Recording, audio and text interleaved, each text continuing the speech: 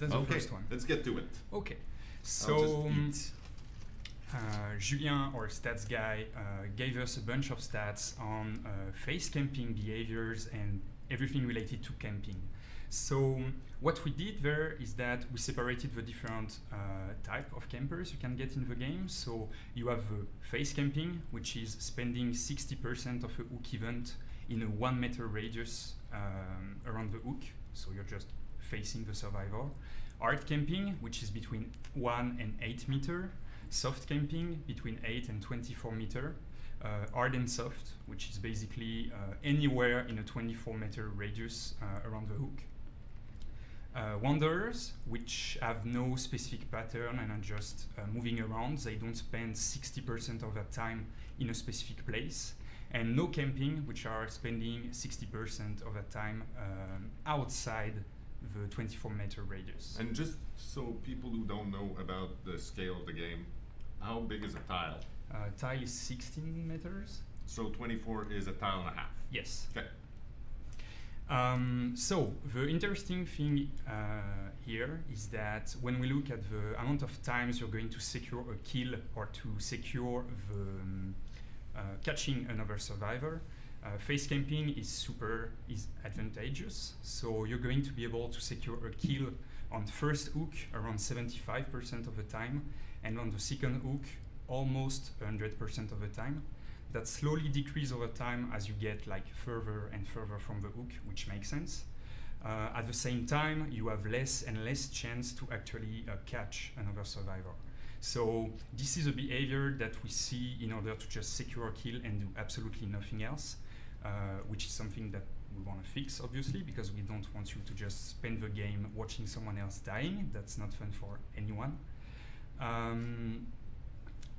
So that's on a hook by hook basis. That's what's happening if you're just looking to actually kill someone and doing nothing else. We can see there that the best thing you could do is actually face camping. Now, if we look at the second slide, on the scale of a game, so across the whole match, not talking about just a specific hook, but what you are doing with all survivors, if we look at the average of kills you are going to do, we can then look, depending on your hooking behavior, like how much you camp, basically, are you going to secure more or less kills? So again, we can see that face campers are going to secure like 25% more kills across the whole match, meaning that when we look at this, we look at the whole match. So what we are doing is that if you spend 75% or more of the match applying this behavior, you fall into this category. So if you face camped for more than 75% of the match, you are going to secure, in average, 25% more kill. This behavior is like kind of erratic. When we look at the other camping behavior you can get, what we see though is that the mix of strategies, which is basically you are not doing the same thing over and over again across the whole match. And we're talking about the 4 or more events where you put someone on the hook. Yeah, absolutely. So let's say you camp around, like in an 8 meter around the hook once, and then you go for the second hook, like 24 meters around, and you basically change behavior and adapt to the situations, you're going to secure even more kills. So what it shows us is that even if it's true that on a hook by hook basis, you have more chance to secure a kill if you're actually face camping, across the whole match, your ability to adapt and to change your behavior depending on who you face has more value and is actually going to bring you more kills in average. What we can see too is that the Wanderers are way below in terms of percentage. They secure way less kill than anyone else. Wanderers being the one who have no specific patterns or behaviors. They're just wandering around and not committing to any specific strategy. So again, we need to investigate a bit further, but our assumption at this point is that because you're not committing to anything and you're not sending a signal to the player, should they avoid you, should they risk you, you're basically securing less kills because you're not applying like a defined strategy. Yeah. That makes sense.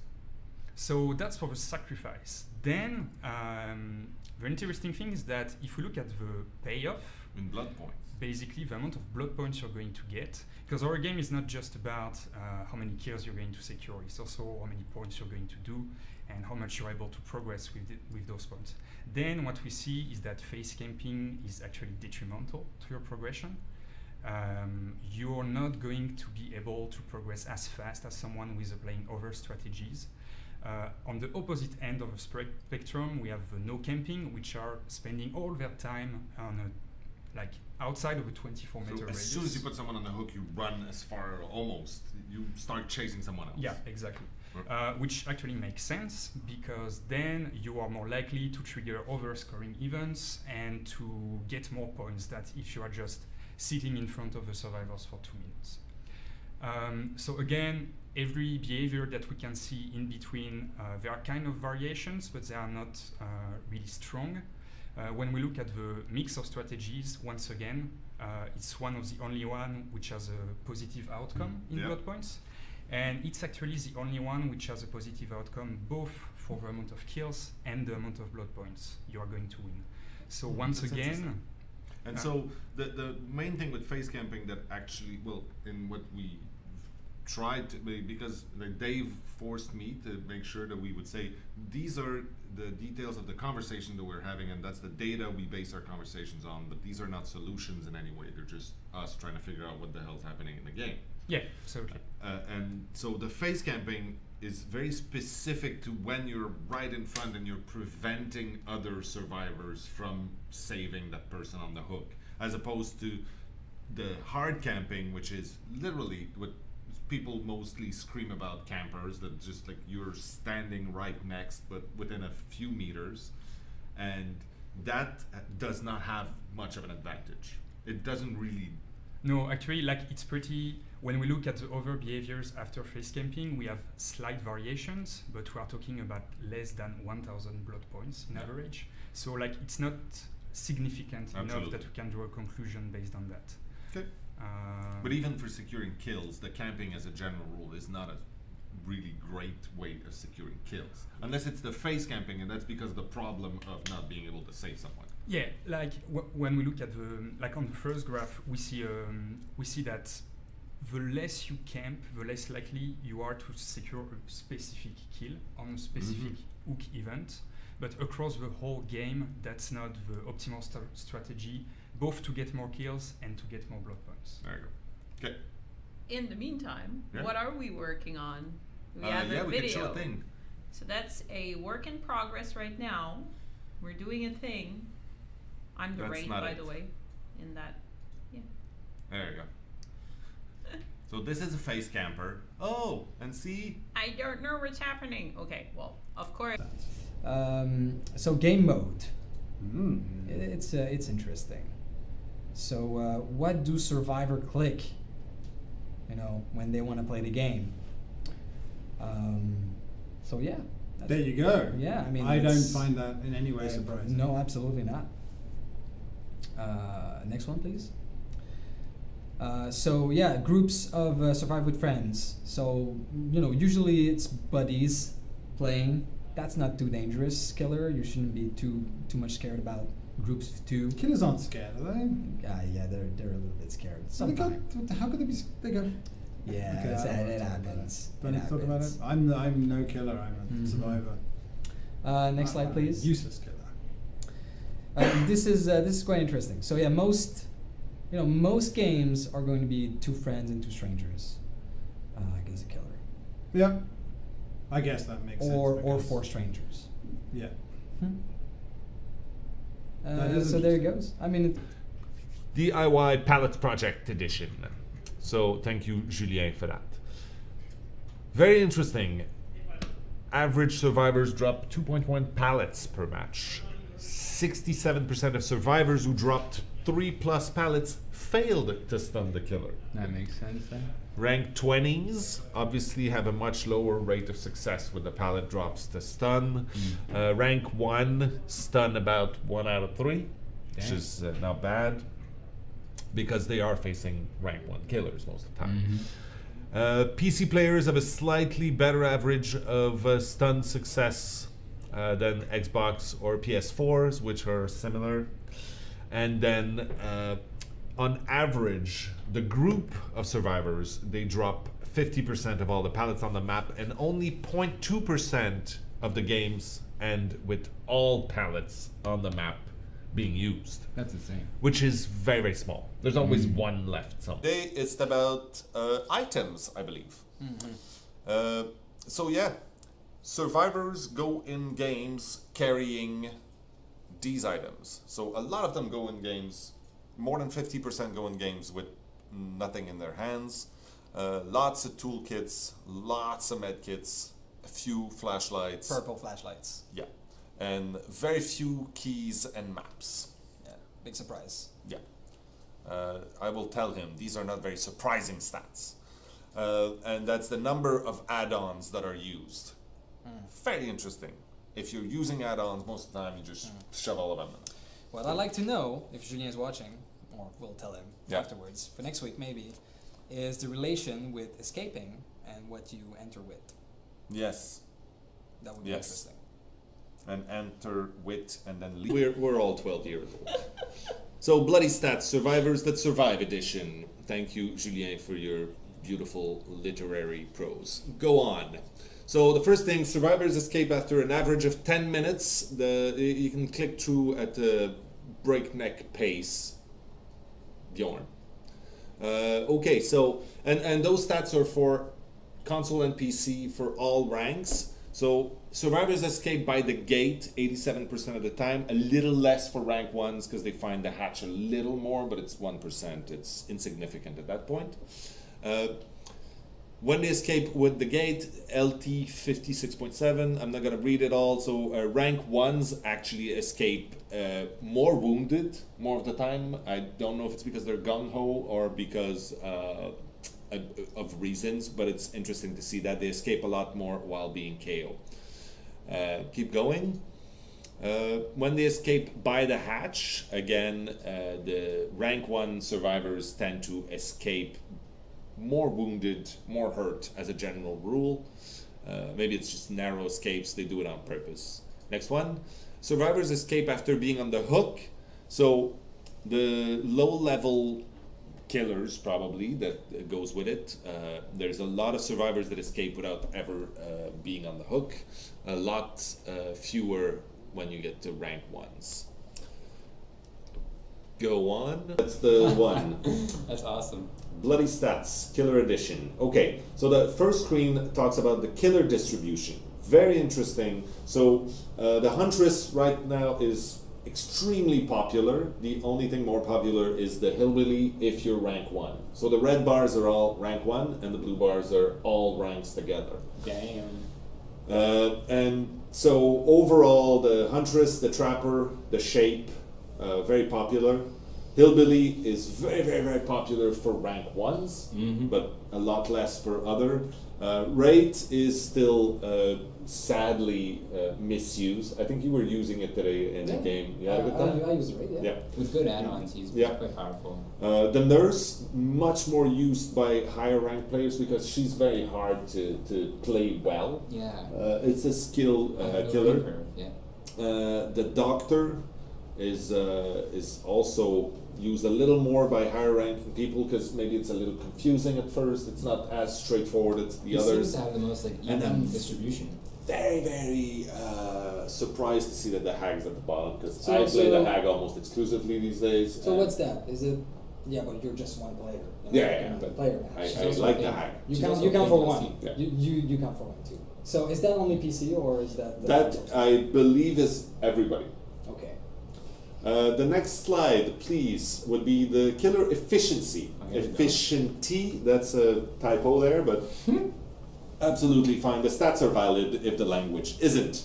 So the average amount of dead survivors in a given game, we can see that we're very, very close. We're a little above 2, so survivors do die more than they survive. I like how Wraith is like the most balanced. He's just like, I kill the same all the time.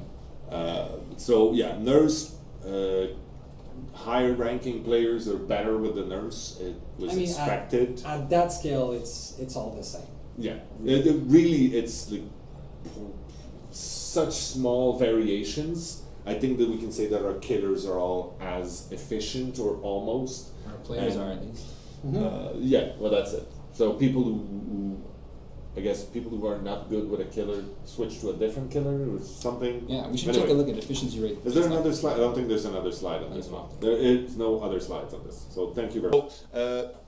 Some people were asking about the doctor usage once we patched and we did the doctor update. So you can see, and this is how many people, like the percentage of people using the doctor as opposed to all the other killers. So you can see there's a serious uptick, a very significant one. If you go to the next slide, it's the exact same thing, but with all the other killers. So you can see that overall, it's not one killer that dropped except for the Huntress, because obviously the Huntress was sort of coming down from her high as the brand new thing. Yeah. And so it sort of simmered down a little bit, but there's a big uptick on the doctor. So people are posting posts about I only see nurse all the time. Yeah, it's Well, just this is all ranks. All ranks, so you know, if we do it per specific rank, the what I was distribution is a gonna little say different. is But you were maybe like unlucky on that one. I don't know, because most people don't like facing her. yeah, for sure. I would trade place with you any day. We all have our favorites and our worst Yes. meetings. The next one is essentially the efficiency of the doctor and how it went. So this is the average amount of sacrifices per match. It went up, I mean, it's slight. So it went up from 1.7 to like 1.9. So it's not a critical change, but it's closer to the 2 sacrifices per match, which is our sort of ultimate average. Doctor is OP. No, it's just about, okay, so most killers that people call OP is because players won't change the way they're playing. Yeah, absolutely. And Doctor forces you to change the way you're playing and Which is use the whole point. lockers and yeah. And the other thing also is that, I mean, you're not supposed, as a survivor, you're not supposed to survive every game. It's not gonna happen. You have to come to terms with the fact that sometimes you get killed. And if you make very bad decision, it's You're not gonna the pay for killer's it. fault. Yeah, absolutely. It is not the killer's fault. Yeah. So, was there another thing on this one? Yes. Oh, okay. So the top killer perks, that's for all ranks right now. That's the last 7 days. So there. And I don't think I need to go into many more details on that. And then the top survivor perks.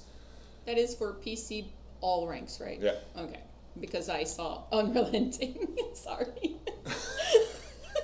It's not a bad perk. You don't like it. It's No. fine. You can not like it. I don't like You're it. absolutely. So, perk stats. Okay. First thing, we're showing the top 10 killer perks, all ranks.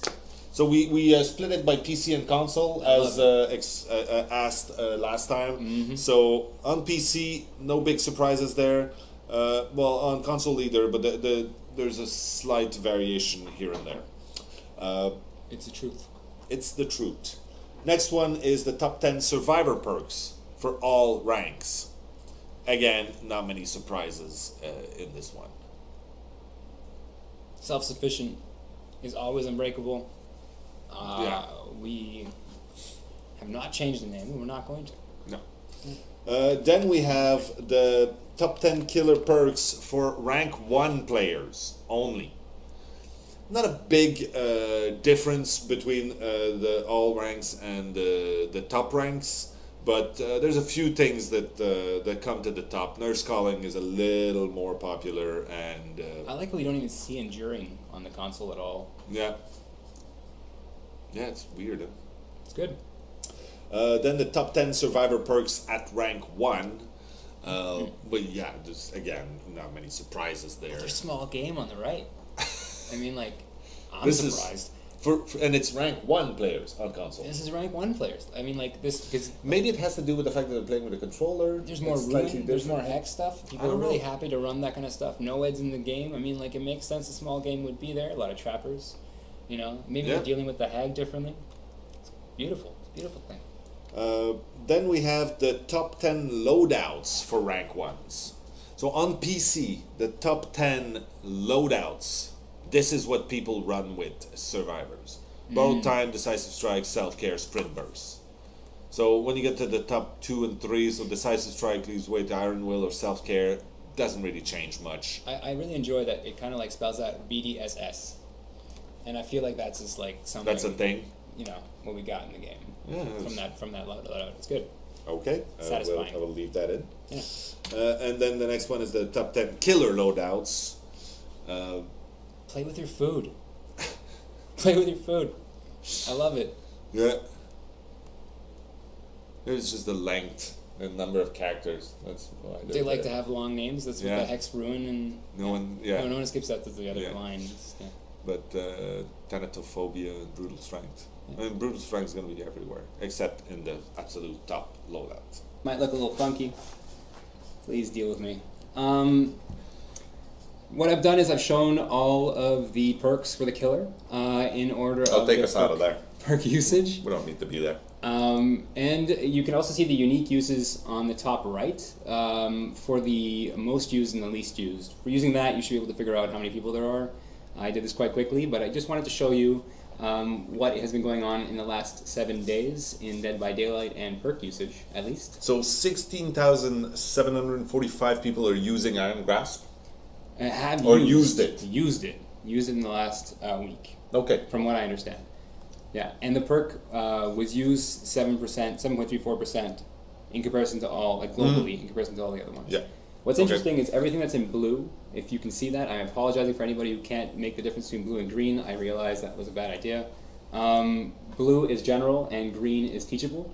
And as you can see, I believe because of the console release, we see a lot of the generals being the most used perks as they are probably the most common, shared amongst all killers. And this is for console and PC. This is console and PC, Okay. if you guys didn't know. But Iron Grasp, Unrelenting, and Deerstalker have pretty much always been in the top. They've been anyway. fantastic perks, but I mean, like, Brutal Strength is much lower. We've got Enduring much lower than it was currently as well. Yeah, and even Thanatophobia, I find, is quite low in comparison to what I was expecting. Yeah, very much so. Yeah. So we're going to show this again, hopefully next week, and keep you guys updated. And this has been changing quite rapidly. So it's the quite killer interesting. usage rate, Trapper is still way ahead. Oh yeah, He's been way ahead since day one. he's been happy. People are happy. He's the with Trapper. that. It's been good. Yeah. You got Hillbilly next. I'm very surprised that the Hag is at the bottom still. Yeah, it's funny because if you look at the next little blurb there, it is the killer 4 kill rate. So how many times killers actually successfully kill all 4 survivors? Yeah. Instead of killing all 3 or 2, it's not all 3. Instead of killing 3 or 2 or 1 or 0 even, and the Hag is the highest kill rate for a 4 kill. I love the Hag. At I've been playing it 31.6%. lately. The Doctor is a little bit lacking at the moment, so this cube should be really cool for that. I'm quite interested to see what's happening. Nurse, it makes sense. She's very difficult to handle. The people who are really good, their kill rate is much higher than that for 4 kills, which is nuts. Yeah. Interestingly enough, it looks like Myers doesn't have A no kill rate. a no kill rate. Myers always at least gets one. It looks like he always gets 1, which is nuts. I'm going to double check the stats. There might be Yeah. something weird with that. But I thought it was interesting. I wanted to show you anyways. This is what I'm seeing. And the Doctor is having a hard time catching people. Yep. It's funny that the Hag It doesn't mean has that they're a not high necessarily no catching kill them. rate, Yeah. but the highest 4 kill rate. Yeah, I think Anyway, very interesting. It's probably due to the understanding the killer and seeing Yeah. how they use. And then you can also see the week's tops most used perks. People don't believe those stats. That's okay. But I don't mind that. I'm gonna make sure that we can believe this all together. The week's top most used perk loadout is Brutal Strength, Agitation, Deerstalker, and Iron Grasp at 347 uses. Now these stats do change quite rapidly if you look at PC, as a lot of people have unlocked more teachables versus generals, and they have a lot more characters at a high level. And on PlayStation or Xbox, it might be a lot lower in terms of how many people have high level characters. So we can kind of expect this to change as more people are playing more. Would you mind showing me the survivor stats? Awesome, he's already done it. Okay. So quick. So, survivor stats. As you see, Spine Chill, Premonition have been at the top for a while, but they've actually been further up than Self-Care and Sprint Burst, which is kind of fun. Again, I believe this is the console effect. You can see that Meg is quite popular, also followed by Claudette Yeah. On the right, you can actually see their usage rates. Claudia is 29%. This is the last 7 days as well. So she's super, super popular. Meg is really close behind. Dwight, Jake, Feng. Lori is last. Which I thought was interesting. I think it's because of her blonde hair. No, it's because she's a paid DLC. She's also a paid DLC, but I think her blonde hair gives her away. Well, possible. Blue outfit, it's like, what's up? So, I mean, like, it's really hard.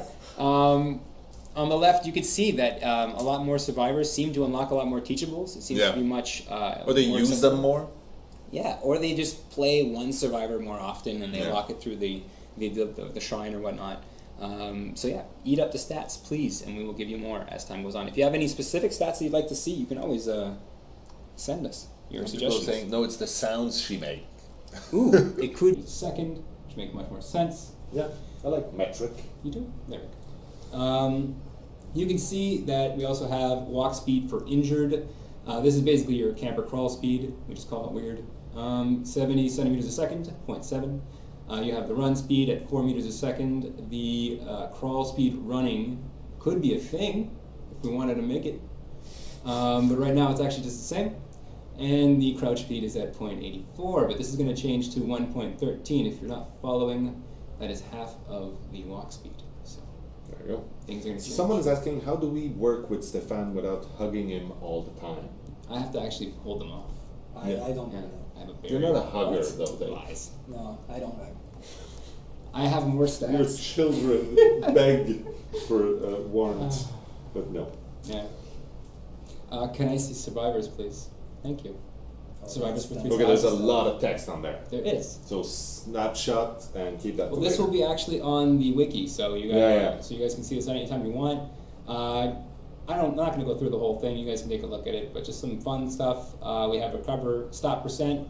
This is when you are recovering from the dying state. You can get up to 85%. Just as like a little tidbit, back in the day, this was 95%, right? Which is pretty crazy. And this is actually the percentage of the total dying time, which is 240 seconds, which you can see camper dying time. For the rest, please feast your eyes another time. There you go. Bjorn, I've got 2 more. Oh, okay. 3 more. Co-op base repair values. This is basically what happens when more than one person is working on a generator at a time. Back in the day, we used to have no efficiency debuff. So when 2 people were working on a generator, it was ×2. It was twice as fast, which means you were doing it at 2 charges a second, which at the time was 60 seconds, so that you were doing it in 30 seconds, which is nonsense. We've increased it, we've changed it. You can see the numbers here. Please, again, another time. Bjorn, if you wouldn't mind, it is time for the generator, hook, and bear trap values. This shows you the skill checks, the charges, the failure time, how long you can't work on a generator until after you fail a skill check, the chance, the duration, the length. So, if you are looking and you are astute, you will notice at some point that the bonus success percent reward kind of looks a little weird. 2% of 80 is not the same kind of scale as a 3% of 15 or 16. I will be looking into changing these things as a way of balancing the game to make it more dealable as a killer and more fun overall, because then hopefully killers won't feel so, they don't feel the need to camp because they can feel like they have time to go out, chase another survivor, hit them. They don't really care as much if they get unhooked. It's all part of the game, right? Do go on, sorry. Next slide. Yeah. Sorry. Yeah, so there's a few people who say, "Ooh, tasty stat, I understand all this," and some people are saying, "I have no clue what the hell this is." So obviously this segment might not be for you. No one cares. That's what I say. It's fine. That's okay. You'll see these later too. Yeah, it's good. But yes, please put it on. I think one more. That's the last one. All right, cool. This is the base healing values. Again, very quickly, if you see that the sides have dashes, it just means that it's the same all the way across. It doesn't mean that it's actually negated. It just means that we have one value for it. So seconds to charge at all times for any state is 12 charges. This means 12 seconds because you charge at 1 charge a second. If you have a med kit, you speed that up. If you have efficiency, you use less charges to get to that point. Enjoy the page. Thank you. Children, you'll be fine while the adults are using their brains for a few minutes. That's a little It's nice. harsh, but yeah, good. Enjoyed it. Glad you enjoyed.